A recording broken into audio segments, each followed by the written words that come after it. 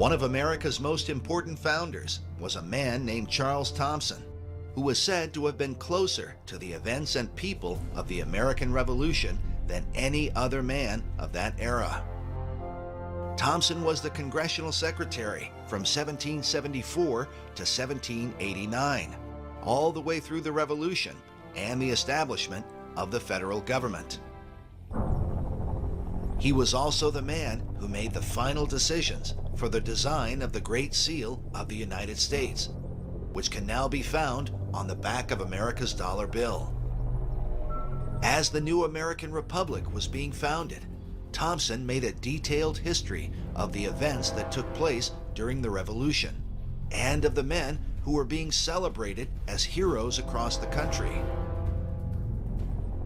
Though he was compelled repeatedly to publish this history, Thomson declined. "No," he said, "I ought not, for I should contradict all the histories of the great events of the Revolution. Let the world admire the supposed wisdom and valor of our great men." He said, "I shall not undeceive future generations."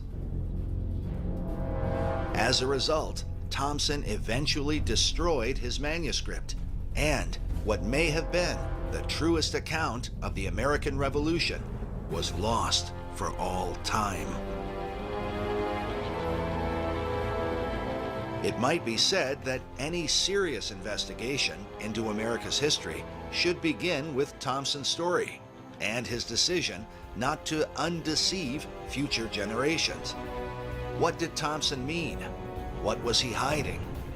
And since we are the future generation, what have we been deceived about?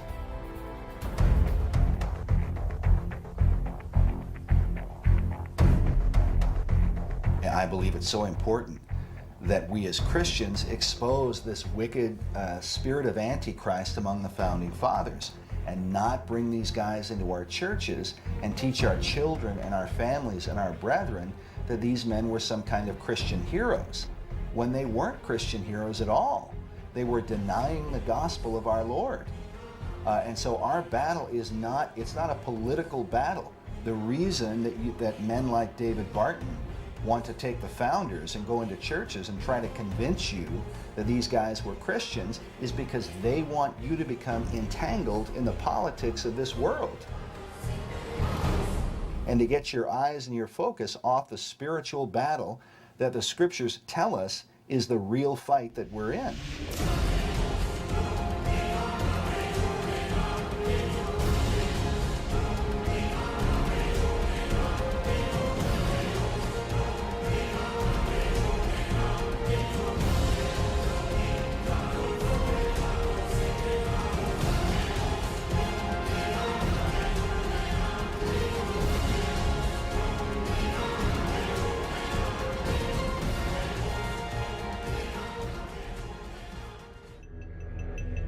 Today, the founding fathers of America are perhaps the most famous men in the world for setting forth a new form of government that has been the marvel of the modern age.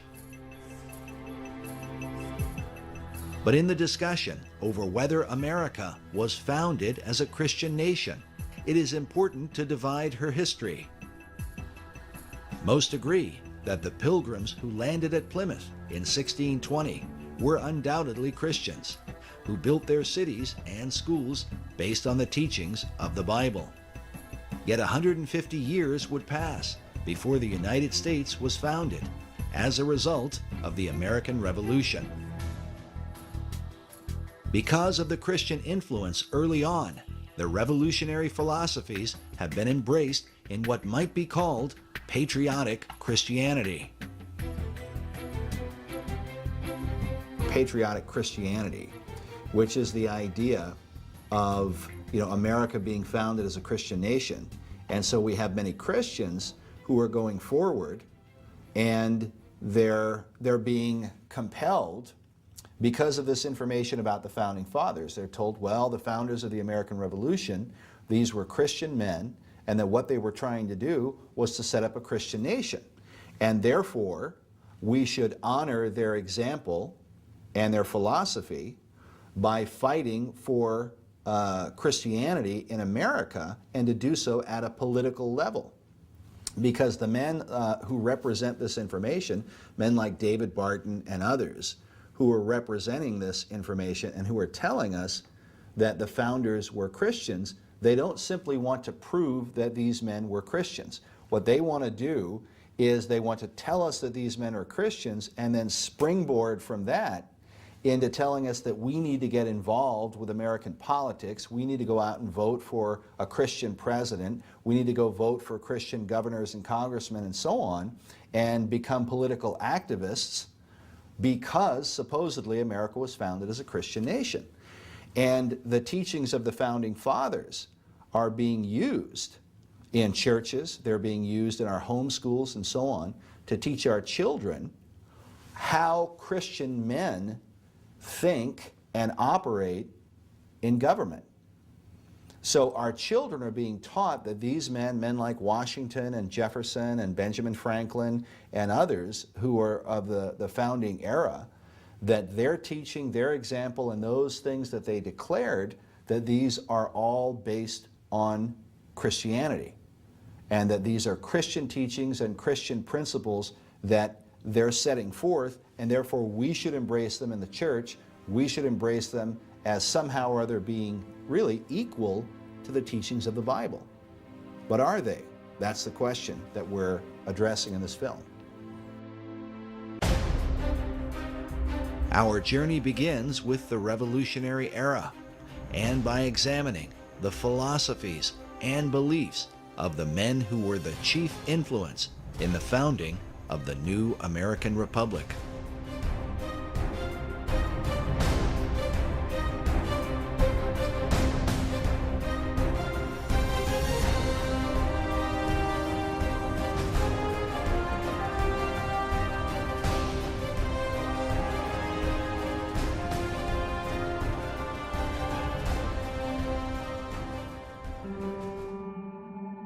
While often overlooked or marginalized by modern historians, the American Revolution in many ways begins with Thomas Paine. The Marquis de Lafayette said, "A free America without her Thomas Paine is unthinkable." Thomas Paine wrote the pamphlet Common Sense, and it is stated, if you study historians relate that the pamphlet Common Sense was the writing that brought about the Declaration of Independence. In fact, Thomas Paine uses that phrase in Common Sense. Paine wrote that nothing can settle our affairs so expeditiously as an open and determined declaration for independence.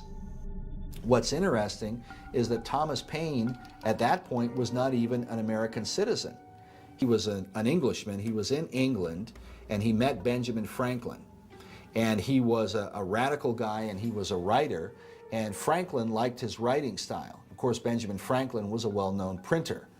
And so Franklin wanted Paine to come to America and encouraged him to write down his ideas in some kind of a pamphlet or a book or something. And so that's what inspired Paine. You know, it was Franklin who got Paine here into America and then helped him and encouraged him to write Common Sense, which he did. And he penned it and published it anonymously, so nobody knew who it was. And then they found out later on that it was him, and of course he becomes very famous. Paine also published the Crisis Pamphlet series, which were read aloud by George Washington to his troops.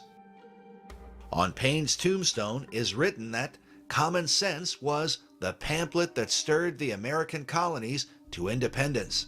It reads that John Adams said, "Without the pen of Paine, the sword of Washington would have been wielded in vain."